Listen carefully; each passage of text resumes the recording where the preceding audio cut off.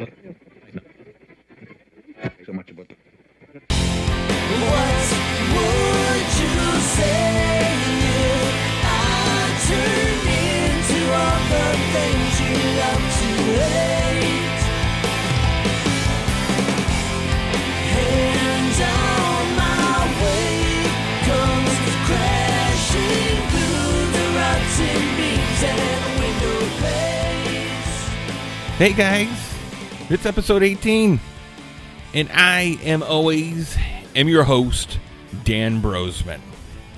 Sorry I am late again with the show. I tried to switch it to Tuesdays. I think people are more prone to listen early in the week than on Fridays, but things have just been crazy lately with me, and getting anything done for either my podcast or my YouTube channel has been absolutely not even on my radar. I should just make shirts or change this podcast name to Better Late Than Never. Well, guys, I had one heck of a last, I'd say a week, a little over a week. I think you guys all know, I think I talked about this maybe last time, that I had COVID end of February, beginning of March. So it's been a little bit since I've had it. But on the back end of this thing, it's just left me like having a whole bunch of issues with my blood pressure. And I've never had issues with that. And, I'll be the first to admit, I am not the skinniest of guys by any stretch of the imagination. That is for sure. But I have lost weight this past year, and even being as heavy as I was, I never really had a problem with it. And then on this backside of COVID, it's just been a roller coaster with this thing. I actually got sent home from work because it was so high one day. They were just like, hey, man, you're a liability here. We don't want you to have a heart attack here. And so I went to my doctor, and my blood pressure was still high. So she's like, well, I'm going to give you some blood pressure medication. We're going to try it for a week. It's going to be a low dose. And we're going to see how it goes. Boy, did we ever. So I had never taken blood pressure medication before. So this stuff, turns out, is accumulative. So every day you take it, it gets a little bit more, it works a little bit more than the day before. So by, I want to say the fourth day is when I kind of went off the rails with this stuff. I get up in the morning, and usually I get up in the morning during the week on my days off, and I get my son ready for school, get him dressed, and I go downstairs. I'll make him breakfast. So I get up, and I'm just dragging. I'm just weak. I don't know. I didn't sleep good the night before, so I go downstairs, and I'm like, well, before I make his breakfast, I'm going to check my blood pressure, because the wife bought me this nice new machine to check it, and it was low, like really low. And all I know is I tried to take the machine off of me, and my hand started shaking, and the next thing I know, I'm waking up face down on the ground, just out of it, messed up. And it took everything I had to get up. I couldn't see very well. I couldn't hear very well. I was sweating like crazy. I could barely talk. I got to tell you, I thought that was it. I said, I'm having a heart attack. I'm like, this is the big one. Either that or stroke.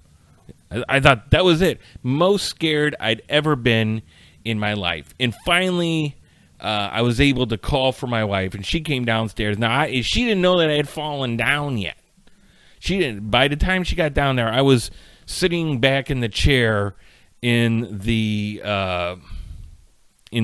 dining room there in the kitchen, and she said my face was just white and my lips were gray, and she just called 911. and which is good, because I didn't realize she had, and I eventually, when I was able to get the words out, I said, you need to call 911, and she's like, well, I already did. And so the ambulance shows up, and those guys come in, and by the time they got there, I was kind of coming around a little bit more, being a little bit more aware of what was going on and being able to talk. And I was like, well, I figured if this would have been a big heart attack, then I just wouldn't have been, I wouldn't have gotten up. I would have been dead. And if it was a stroke, I was talking, I wasn't slurring my speech. So I'm like, I'm doing okay, relatively speaking, but I was still scared. And the guys looked me over and they're like, well, they always ask you, do you want to go to the hospital? Yeah, I want to go to the hospital. And I don't call 911 just for you guys to be like, maybe you're okay. I wasn't about to ride this thing out at home and see how it turns out for me. So I got a ride to the hospital in ambulance. It was my first ride for myself, anyway. And by the time I got to the hospital, my blood pressure was fine, or as fine as it had been. And all the tests come back negative, and, just, I don't know, man. It's still an ongoing process here. I did see a cardiologist today, and he says he doesn't see anything wrong with me. They just think it's stress left over from, dealing with COVID and the anxiety of all that. So I was just like, all right, man, they are going to run some more tests on me here coming up, but, man, nothing like 1 minute you're awake and the next minute you're just on the ground, passed out. Scary stuff. So I've been trying to put myself back together here to do some of this stuff. Just when I am about ready to do it, I'm just like, God, I just don't have it in me. I try to bring a little bit of energy to the podcast, and if I just not feeling it, it's just hard to get on here and try to make this interesting. If I ever do make this interesting. So anyway, yeah, scary stuff, but it looks like I'm going to be okay. Hopefully. Yeah. So, I know this is mainly a gaming podcast, but I when I first started this, I wanted to be more gaming and pop culture stuff, and maybe just talk about whatever, short of politics, because I have nothing for that. This isn't the place for any of that. But anyway, so something that I think I had seen this documentary like on Netflix before or something, and I never watched it, but it popped up on Disney Plus the other day, and I clicked on this thing, and it just drew me in. And it's called Free Solo. And I don't know if you guys have seen this or know about this guy, but it's about this guy, Alex Honnold, who is the top free solo climber in the world. And what that means is he climbs mountains and rock faces with no ropes. Now, sometimes he does, but what he's known for is when he doesn't, when he just, it's just him, his, whatever climbing shoes he has, and the bag that sits on his waist with the chalk to help him grip stuff. And this whole documentary is about him wanting to climb El Capitan in Yellowstone, which if you've ever seen that, it's a huge rock face. I can't think of how tall it is, but I mean, it's no joke. It's thousands of feet up there, and it's just like a flat. Well, I mean, it's not flat, but I mean, it's not. You look at it, and it looks from the ground, it looks just like it goes straight up. Now, he had climbed this thing with ropes, like the normal way, and a lot of people, I guess, have, like people that are climbers, like professional climbers, and that. But no one had ever free climbed this thing, because this thing. I mean, they're going through it, and this thing is no joke. And oh my God. So, and it just shows him preparing and explaining like the route he's going to take up this thing, or can. and it shows him like practicing with the ropes and getting the spots and slipping and the ropes catching him, and you're thinking there ain't no way that this guy's gonna not fall off this mountain if he tries to solo this thing, right? Because there was like I think 1 or 2 locations, okay, up the rock face that's way up there that were going to be really tricky. There where he's barely holding on. Oh my God, I'm getting dry mouth just thinking about it. And and spoilers, this has been out for a couple years now. I think it came out in 2018. So I'm going to spoil it for you here at the end. So if you don't want to hear how this ends up, you can turn off now and skip ahead. But anyway, so he ends up, the first time he's going to try to go up it. And because he's figuring out, at what time does he need to start climbing? Because depending on what time of the day, that time of year, the sun hits certain parts, he doesn't want the sun to be in a certain place to kind of throw him off. So he figures that he has to start in the morning. So literally it's still dark out when he starts. And he starts the first time and the camera crew's all ready to tape him, and they're just, and finally he's just like, nah, he's just not feeling it. And hats off to the guy for calling it, because he didn't push it, because, oh my God. And he didn't push the issue and just try and get through it. He just wasn't feeling it, and he backed off. And the thing with that is when he knew when he backed off that, that was going to be it for that year. He was going to have to wait till the next year because of the time of the year it already was out there in Yellowstone.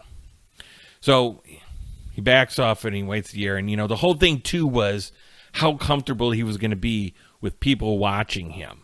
How if it was going to be a distraction, people like recording him going up, the camera crews. But he ends up going up this thing, eventually giving it a shot, and no ropes. And I'm telling you, you're on the edge of your seat the whole time. Now, I knew already that he had made it because he had been on the Joe Rogan podcast. So I'm like, well, I already know this guy, doesn't fall off this thing. But it didn't take away from me still like not wanting to look in certain spots, because he got to some of these spots where, you already knew from him practicing that, dude, he's been falling off that spot when he's been roped up. So what's going to happen? I mean, because at these spots, if he falls off, that's it. He's dead. And this guy is, I don't know, he was a different kind of guy, and he's got this girlfriend who is very pretty and just rides that edge of, I don't want you to do this because I don't want you to die. I love you. But I don't want to take this away from you because that's who you are.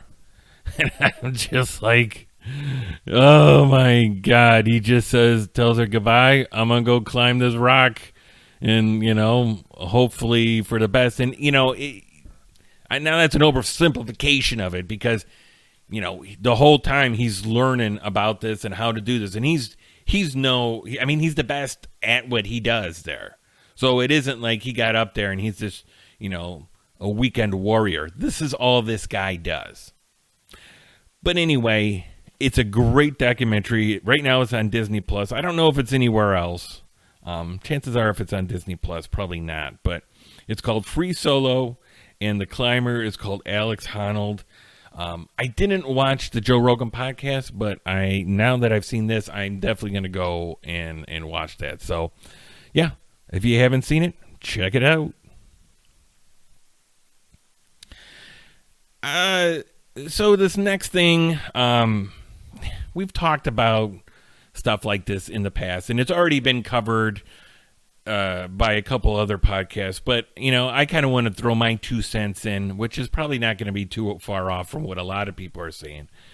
But here we go again. Heritage Auctions sells a graded, sealed Super Mario Brothers for $660,000.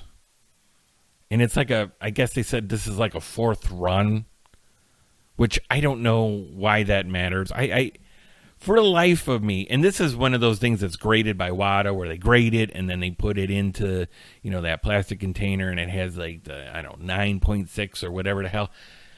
Look, so, people, well, first of all, when the mainstream news picks this up and starts talking about it, that's what always cracks me up, because they'll pick this up and they don't know what they're talking about. They don't know what they're looking at. They think that this is like a normal thing. Oh my God, look at this. This is where video games are going as far as collectibles. And it's like, it's not. It's not.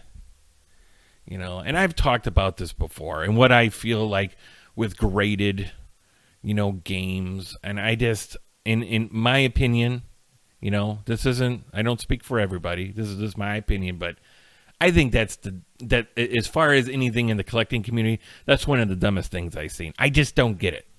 You're not looking at like a statue or a vase or an inanimate object. This is something to be used, and they're keeping it sealed. They're keeping it in a plastic case just to have on the shelf. And for the life of me, I don't understand where this $660,000 value came from. I mean, it feels like it just dropped out of the damn sky. And you kind of look into this and you hear what people are saying, and it just feels like this has all kind of been kind of a fabricated or a set up deal here a little bit, because the way I look at it, and I don't know if it's any of these things, but from where I stand, what it looks like to me is you have either somebody in like maybe Heritage Auctions or WADA or something, kind of saying, hey, we're gonna come in and say it's worth this much, and then maybe somebody comes in and buys it at this, but we're gonna say they bought it at this because. And I don't know that that's what they did. I'm not saying that that's what they did, but that's what goes through my head. I'm like, is this a setup here? Because I don't understand. WADA comes in and they put a price on it, or they come on Pawn Stars, which that's always set up. All those people on Pawn Stars are, no matter who it is, what they bring in is always like they're always set up to come in. It isn't some random person that just happens to drop in. But they come in and they want to sell this graded game that's by WADA, and then who do they call to come in and take a look at it? But guys from the people at WADA, and it's like, well, I mean, how is that not a conflict of interest? And then they're like, oh, yeah, it's just, this is the price, and it's some crazy amount. It's like, come on, guys. I mean, anybody that collects video games, and you don't even have to be a hardcore collector, but anybody that buys retro games knows that is not what the retro gaming community is. That $660,000 is total vapor. Okay, there ain't no way you're telling me that that's what that's worth. There's no way. Because either if someone actually bought that and it was a legit auction and there wasn't any funny business with it, either one of two things, I think, from the person that bought it. Either they're buying it not knowing anything about video games, and they're just doing it as an investment, hoping to get more money because they think they've been sold this bill of goods that this is what it is. And in that case, that's dumb. Or it's the other way. It's just a fabrication. That it wasn't actually a legit auction. It was staged. Which I'm not saying that that's what happened, but I mean, come on, guys. where the hell did this six? I mean, that just comes out of nowhere. They're like, 600. That's like what that Super Mario Brothers, that stickered one that went for like 100,000 last year. I mean, for real, where is the value in that? I don't get it. And I will say, when the CU podcast, when those guys, and I don't always agree with what those guys say, Pat and Ian, but Pat made a good point when he was talking about this. He said, there was no lead up to this, as far as like, no rise in, hey, now the price is here, now the price is here, now the price is here. No, it was just like blickety blam, because they said in the article that they were reading, and I didn't see it in any of the articles I was looking at, but I guess it started off like the first opening bid was like $300,000. I'm like, who is bidding on this? Because if you are bidding on this, then, and starting off with that, then you got to be so stupid. Unless you're some guy with FU money. Like I'm talking like Dubai.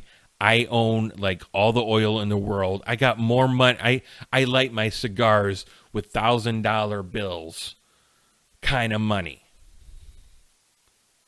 I don't know. I mean, it's just,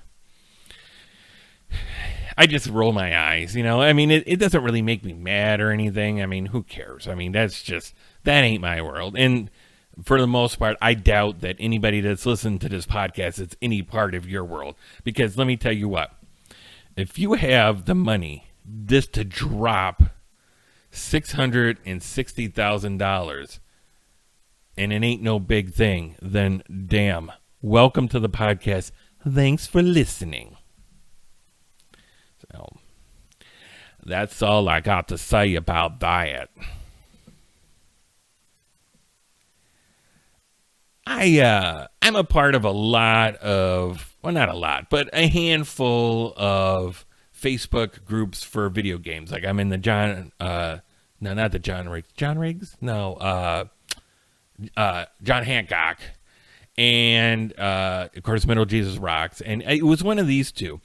And somebody was talking about like the game stores in their area, and sometimes people throw out questions into the ether there in the group to see how people respond. And one of them, somebody threw out there saying, hey, what kind of game stores do you guys have in your area? And, I always think about this from time to time because, when I'm watching like Mental Jesus or those guys out in the Seattle area, of course, Seattle's got like, that's like where it's at with all these game stores and retro gaming. And for good reason. That's where a lot of developers back in the day originally had, their home bases. So it just makes sense. But, certain areas in the country they're all different. And around here, and I've talked about this, we have a handful, not necessarily totally dedicated to just video games. Usually it's a mixture of video games and DVDs, Blu-rays, and records and CDs and stuff, and that's cool. I think that's a good way to go because you just I don't know that going ahead in the future that a store that's just straight up video games is going to be viable. I mean, for long term, and maybe even for anything physical, the way everyone's going digital. But, the stores around here, there's a handful of stores called Disc Replay, and, they looks like they do a good business. But anyway, so it got me thinking about some of the stores in the area. And I wanted to tell you about a store that I checked out a couple years ago around here because I was like, sometimes you're just unaware of maybe a little hole-in-the-wall store that may be around. So, you just typed in, video game stores near me in Google and blickety blam. And now I'm not going to give the name of the store or where it's at because, I don't want to do that. And, but anyway, so there was a store by me. Well, it's about 40 minutes away, 45 minutes away. It's like 2 or 3 towns over. So it's not too bad of a drive, but it's not necessarily close. But one day, the wife goes to work, little man goes to school, and I'm like, I'm gonna drive up and see this place because they sold, music and music instruments, but then they were also like supposed to have a bunch of gaming stuff, retro game stuff. So I'm like, cool, I'm gonna go up there. And I got up there early, like, I don't know, like 10 minutes before they opened. So I'm hanging out front there. So they open up, and there's this woman just carries out like all these like speakers and amps and just sets them outside the door there, just like piled up. And I'm like, oh man, what are they having, a sale or something? No, this place is tiny. It is a small room. Yeah, this storefront is small. So basically, they didn't, like, if they want people to be able to walk in there, they got to put all this stuff outside. So that's how much stuff they had. I mean, it was a lot of stuff, but it was also a small space. So I'm like, okay, this is interesting. So I walk in, and this place is just floor to ceiling, packed full of stuff, and a lot of game systems, a lot of games. And I'm like, man, this is so cool. It's a little like ratty store, and nothing against the store, but it is what it is. And so I'm looking around, and I'm like, okay, all right. And first impressions, I'm like, this is kind of cool.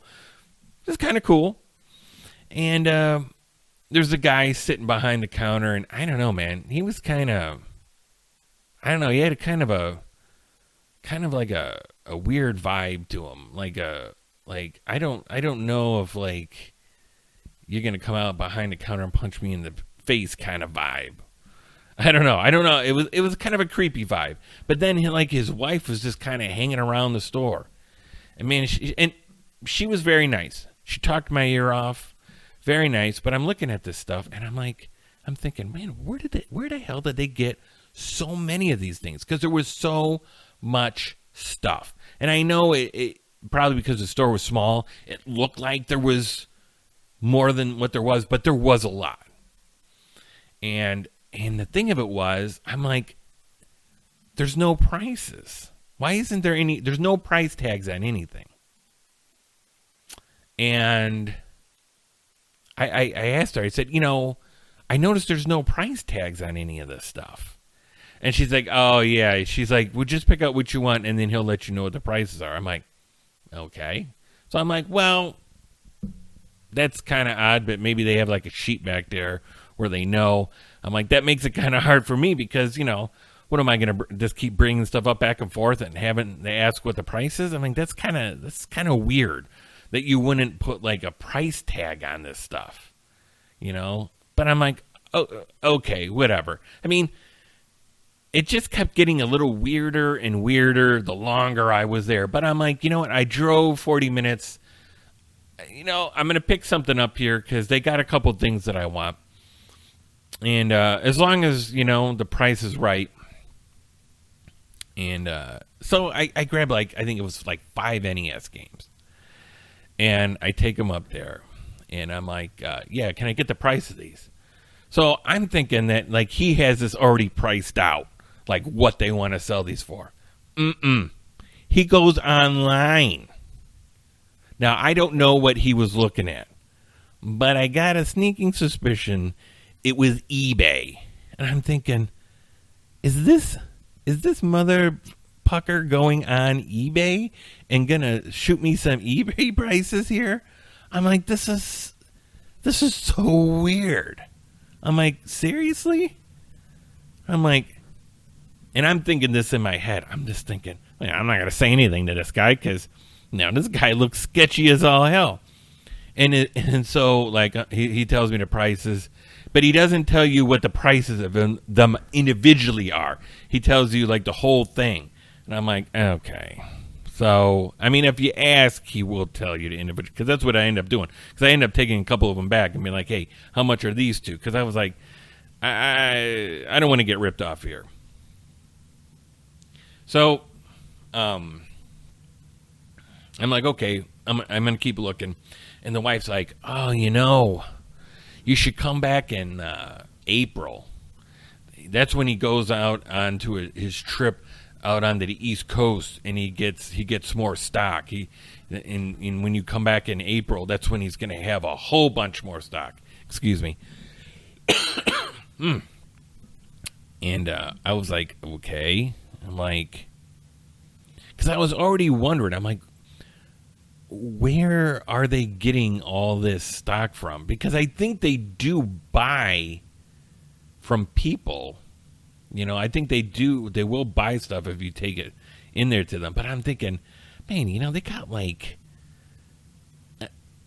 5 like Dreamcast. They got like a ton of like all these different consoles. Now, I will say this is going back pre-COVID. So I think the store was closed during COVID. But at any rate, so I'm thinking he goes out east to the East Coast to get stock. I'm like, what is there, like some sort of like big seller out there, whatever? And I look back and I'm a total idiot that I didn't put 2 and 2 together. So I'm like, okay. I'm like, well, whatever. And then I get up there and they're like, well, we don't take it's only cash. And I'm like, really? I'm like, okay. So of course I'm just like everybody else nowadays. I don't carry cash on me unless you go into the bar. And how often do I go to the bar? I'm boring. So I'm like, all right. So I walked over to the gas station because I'm like, well, I just want these 2 games. I drove all the way out here. These 2 games, it's not a great deal, but it's not a bad deal either. It's okay. And they were in good shape. So came back, the money paid, and, you know, thank you, and I'm out of there. And I'm like, all the way home, I'm thinking, this has been the weirdest experience going into a gaming store of all times. So I get home, and, you know, if you Google a business or whatever, a lot of times, you know, it'll show you where the location is. And then if you scroll down, there'll be, like, reviews of it. And I'm coming down, and, like, you know, there's some people saying good things. And then there's some people saying, like, you know, not giving it so good a review. And, like, the dude that owned it, that was sitting behind the counter, like, getting on these people, like, bad. And I'm like, holy shit. I'm like, this guy is just going for these people. And there were some people going at him. And I'm like, whoa, what's going on here? And then the one I got to that was the aha moment that I can't believe I didn't think of it is somebody wrote on there, they were like, I'm not buying this stuff. He's selling stolen merchandise. I'm like, oh, that's it. That's why he's going out to the East Coast. I'm like, oh. I'm like, nah, I don't know that for sure. Let me say that. I don't know that stuff's stolen. I don't know it. I have no proof. But it makes sense. Because something was kind of like, after she said that he was going out on the East Coast to get this stock, I'm just thinking, I don't understand that. I don't get what that is. I've never heard of that before. Like somebody in this store going out to get more stock. There must be some sort of, like, I don't know, some sort of thief ring, or I don't know. I don't know. But he goes out there, and this stuff's probably all stolen. He probably pays, you know, cheap for it, and then has it shipped back or whatever to the store, and then sells it cheap, or sells it for, you know, marks it up, sells it for eBay prices. So suffice it to say, I've never been back. Even though my experience there wasn't necessarily bad, but, you know, no. And, you know, and I'll be honest with you, because there was a lot of consoles there, and I almost pulled the trigger on, like, a Dreamcast. And, you know, one of the things that I get nervous about nowadays with buying consoles is, like, buying one that's been in a house with, like, roaches, because you never know. And that's why, like when I buy stuff, like I will pay extra, like, on Marketplace for a console if, you know, it looks like it's coming from a home that's nice, and they're just trying to get rid of it because they've had it for a while. But if, there's a picture of it on the floor and the carpet's all stained up and dirty before and it looks like it's come, no, God only knows. And even a lot of the consoles I get, I'll unscrew them before I bring them into the house, out in the driveway. I'll open those things up and see if there's anything inside. I mean, now that's something I started doing within the last year and a half. But, I got freaked out because I watched a couple YouTube videos. Like, I think it was Spawn Wave, and there was another guy. I can't think of his name. He's a decent sized YouTuber too, and he fixes like consoles there on his channel, and he'll open up some talking about I'll look at here's some dead roaches or whatever, and it's like, fuck that, nope, no, thank you, nope. That's the last thing I need. Oh, God. So anyway, it just got me thinking about that store. And it's funny because before I came down here to start recording, I'm like, I wonder if that store is still open. And that's when I found out. I'm like, yep, they're still open. And they just opened up in March. And I guess they had been closed for like 9 months during COVID. But boy, oh boy. Yeah, I mean, there's something going on there. Hey, more power to them, whatever. I'm not judging, but I don't know. That just makes me uncomfortable. And I'm just here to buy some video games. I'm not here to, like, buy stolen stuff or have it be just weird. That's fine. I don't want to get home and have an N64 that has a dime bag of Coke or something in it. You never know. I don't know. Anyway, I'm not saying that that's what would happen, but I don't know. It's just weird stuff. I'm always on the lookout, especially when I was a PC gamer, for a good space simulator. And there's been a host of them over the years. There's been the X series. I know I used to have the X, I think it was the X2. And that thing was so close to being a good simulator, but there was so much stuff that didn't work on it as far as like the combat went. And I know that series is still going. I think they're getting ready to, or there's another one like the X4 is getting ready to be released. I don't know. And, I don't play too many of those simulators anymore because I really don't game on PC. And, console games aren't really known for having those kind of games on them. Not necessarily. I mean, I guess you got, like, No Man's Sky. And that's, as soon as I can get, like, a newer console, I've been even looking for a PS4 or an Xbox One X and to get down on some of that stuff, and I can't find that either. But anyway, so the other day I was kind of flipping around on the internet, and I'm like, it just popped into my head. I'm like, whatever happened to that Star Citizen game that was in development? And if you don't know what Star Citizen is, it you don't hear about it too much anymore, but it's still in production. But there was big news with it for a while when it started to come out. And what Star Citizen is, it's an in-space like combat simulator, and it's pretty much an open world. And I think it's supposed to be like over at like 100 systems. And I know that may not sound a lot, but if you got an open world and you can just fly into the atmosphere and fly out, I mean that's a lot.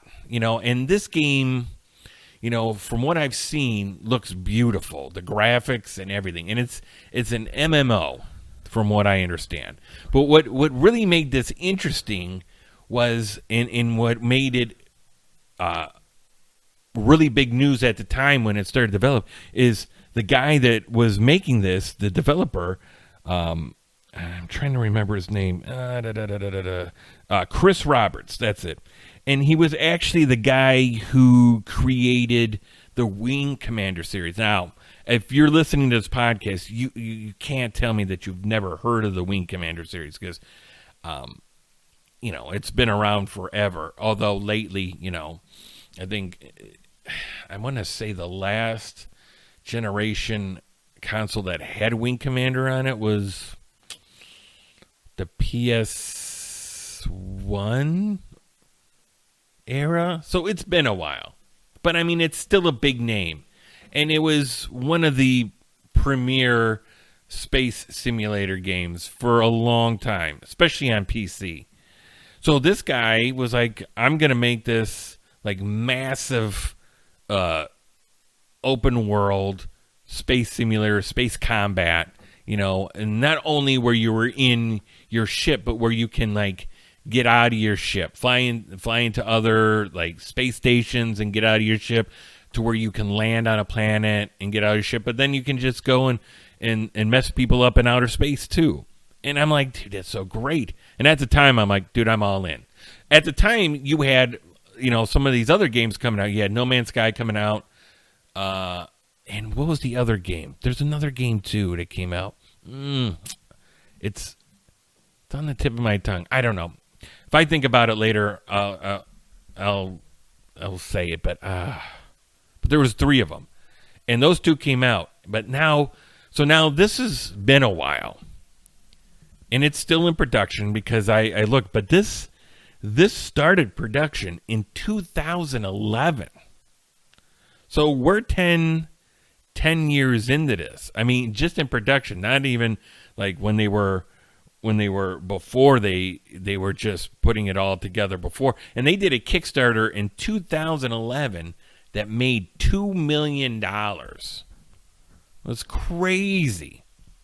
And you want to hear an even crazier number? So now they do, before I tell you this other number, they do have an alpha version of it out.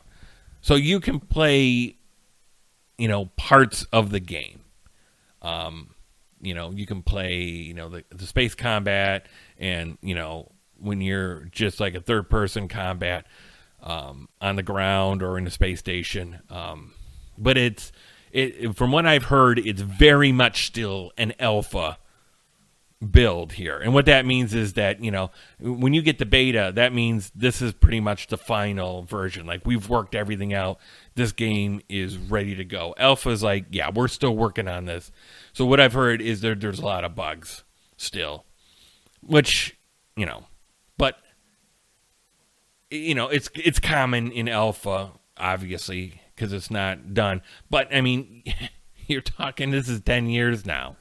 And I know these guys aren't part of like a big developer. It's just he went out, and I don't know how many people he has working on this thing, but it's definitely taking time. And and this next number is crazy. It's crazy, and I don't know how true this is, but from what I've seen it in a couple different places, and I'm like, holy cow.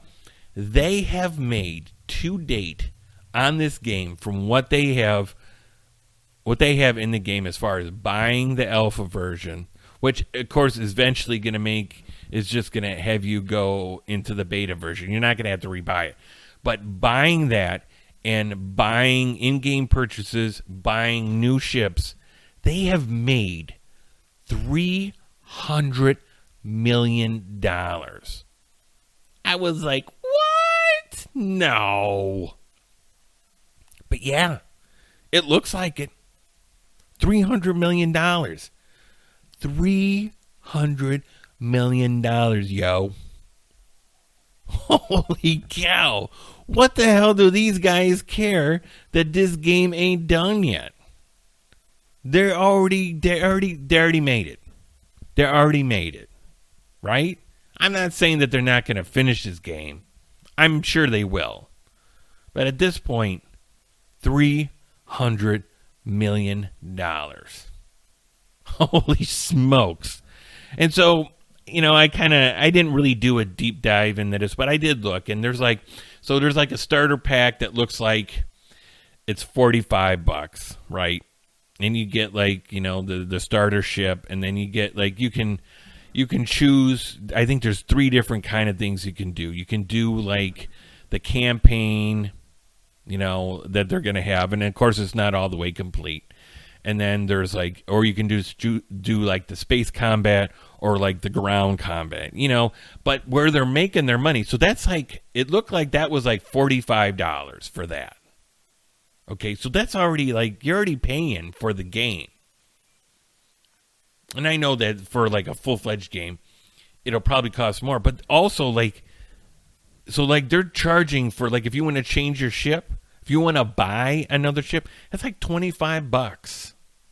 Now, I'm not sure if you're playing the game and as you go along, you're able to buy it through your gameplay and not have to like actually dish out actual money for it. I don't know, because I was just like, whatever. This ain't even done. But from when I was looking, the guy that I was watching kind of talk about how you start, for beginners. It was a YouTube video that said, for beginners, this is how we're going to start. And he bought another ship, and it was like $25. I'm like, holy shit. So you're already, $65 in. This game ain't even done. And to get another ship. And I will say, I'm going to say that this game looks beautiful. All the ships are beautiful. They're not chintzing out. I think it's just they decided to do like this massive thing, and they weren't a big company, and it's just, taking them a whole bunch of time. At least that's what it looks like to me. I would hope that's what it is. And I know that they're going to finish this up, but like, forever now, they've had like voiceovers from like Mark Hamill, and I can't even remember who else, but they got some big name actors early on that did voiceovers for some of these characters. So I'm really hoping, I don't know that I'll ever know that I'll really get into that, because just an MMO is I just don't have time for that.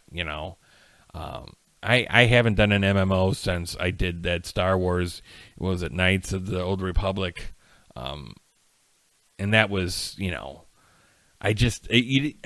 that was before I had kids, so I just don't have time. But I was shocked because it was just weird, because I'm like, I wonder whatever happened to that thing. Did it ever come out or whatever? I don't know. I never hear about it.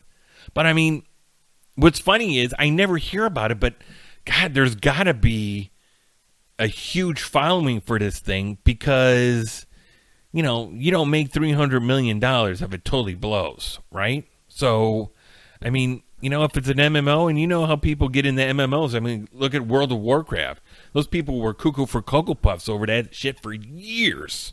I don't know if that's still the same, but, those people were just dialed in and forget the rest of the world. I don't care about reality. I got to go level up. So, these people that get into these MMOs, especially, dude, if you're dropping like $25 a pop for like, different, kick-ass, space vehicles or spacecraft or whatever, spaceships. I'm sorry, I'm just losing. It's late. But, and that was just one of the ones he bought. I don't know of like some of the bigger mamma jammas on there were more than $25. And it also said that there were other in-game purchases. So I don't know what the other in-game purchases are. But, $300 million, my hat's off to those guys. Congratulations. It doesn't look like it. The game must be serviceable enough where it's at right now, even with them saying that there's a lot of bugs, because you don't make $300 million if the game just sucks hard right now. So hopefully they'll get to the beta. I probably will never play the game, but maybe if there's like a demo, I'll download it and just give it a shot. But yeah, even if I love the game, I just don't think I have the time for it. I know I don't. I have a hard enough time keeping myself together to do an hour podcast every 2 weeks. And I love doing this. All right, guys. I'm gonna draw the line right there. Man, I'm really glad I got this in. You know, I wanted to keep it to Tuesdays, but and that's what I'm shooting for. The videos, I think I'm going to kind of back off here a little bit because I kind of want to do. I was always worried about putting out more, like putting out at least 2 a month. But now I just since this is just a hobby, if I was making money off of this thing, that'd be one thing. But you know, I just want to try and make quality over quantity here. I want to, you know, I feel like I'm at the point in here where I know enough with editing and voiceovers and that stuff to where I should be starting to make like good videos. Maybe not great videos, but good videos. I don't know. And hopefully my podcasting skills are getting better. Maybe not, but I feel like they are. You know, I don't know. I'm not as nervous as I used to be. So, I don't know. I'm always nervous. I feel like I'm talking to you guys, but I'm like, you know, I don't know why I'm so nervous about it because, you know, if this sucks, I don't have to upload it onto the internet. I could just redo it. So, I don't know. It's crazy, but I love doing this. All right, guys. Well, thanks for listening to me ramble and complain again. It's been fun. This was episode 18, and you guys take care of yourselves. Stay healthy. Good night and goodbye.